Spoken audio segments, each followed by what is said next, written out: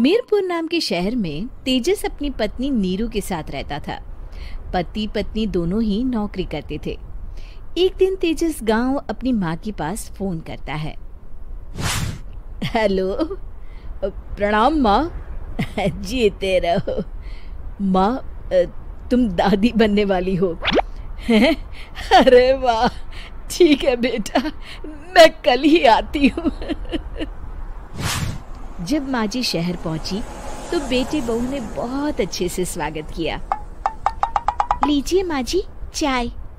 अरे गर्मा गर्म पकोड़े ले आओ माँ के लिए। नीरू रसोई में गई और 2 मिनट में ही पकोड़े ले आई।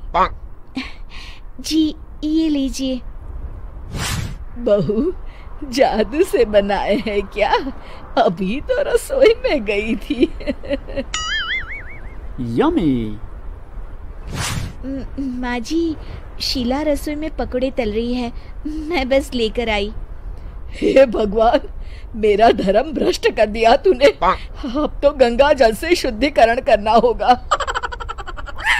दूसरे दिन, माँ जी मैंने नाश्ता बना दिया है, ऑफिस जा रही हूँ। पर अभी तो घर का सारा काम पड़ा है।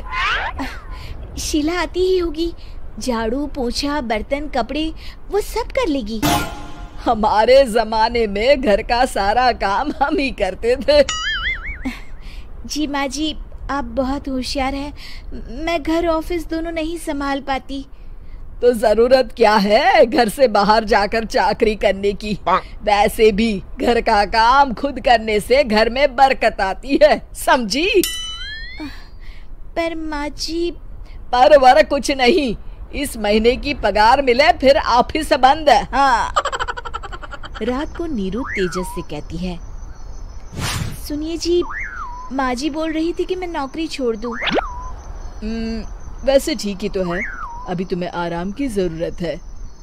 फिर भी आराम कहाँ, शीला को छुड़ाने के लिए बोल रही थी। तो अब 24 घंटे में इतना काम तो कर ही सकती हो। पर जॉब पसंद है मुझे, घर पर मन नहीं लगेगा। अगले दिन जब दोनों ऑफिस के लिए निकल रहे थे, मेरी तो कोई कीमत ही नहीं है इस घर में। माँ जी, आजकल महंगाई बहुत है, रहन सहन भी बदल गया है, दोनों नौकरी करते हैं तभी ठीक रहता है। अच्छा, तू कहना क्या चाहती है? मेरा बेटा तुझे बिठा के खिला नहीं सकता? तू ही इस घर का खर्च चला रही है, हैं? नहीं माँ जी, मेरा वो मतलब नहीं था। मतलब खूब समझती हूँ, ये बाल धूप में सफेद नहीं किए मैंने। हाँ। अब तो ये रोज का काम हो गया था। तेजस भी रोज की झिकझिक से परेशान हो गया था।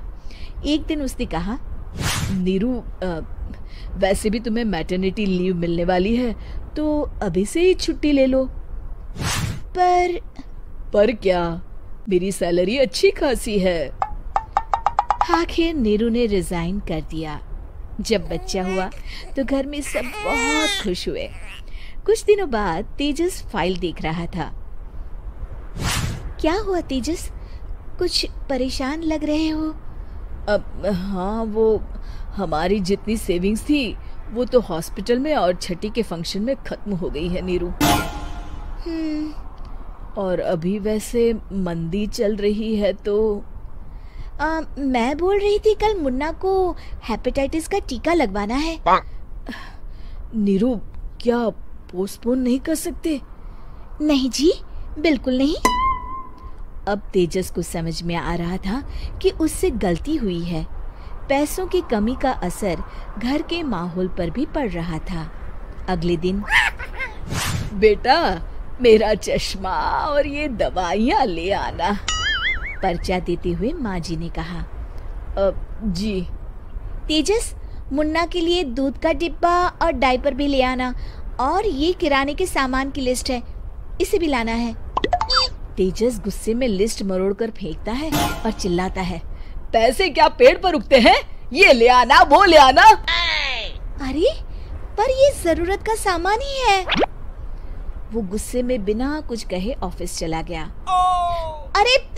अरे लंच तो ले जाइए। नीरू दौड़कर डिब्बा पकड़ाती है एक दिन खाना खाने के बाद, नीरू, अब तो मुन्ना कुछ बड़ा हो गया, तो अब तुम वापस ज्वाइन कर लो ना जॉब। पर इस रिसेशन में जॉब मिलना बहुत मुश्किल है। ट्राई तो करो। फिर मुन्ना, माँ जी है ना, और एक फुल टाइम मेड भी लगा लेंगे। पर माँ जी, उन्हें तो पसंद नहीं। तभी माँ जी वहाँ आ जाती है और प्यार से नीरू के सर पर हाथ फेरते हुए बोलती है, अब मेरी समझ में आ गया बहू, पहले के और अब के समय में अंतर है। तुम काम शुरू करो, मुन्ना की जिम्मेदारी मेरी। मेरी प्यारी माँ जी। ये कहकर नीरू उनके गले लग गई। शिक्षा, परिवर्तन संसार का नियम है, हमें भी समय के साथ चलना चाहिए। उम्मीद है कि आपको हमारी ये कहानी पसंद आई होगी। कृपया हमारे चैनल को सब्सक्राइब करें और सभी अपडेट्स के लिए बेल आइकन जरूर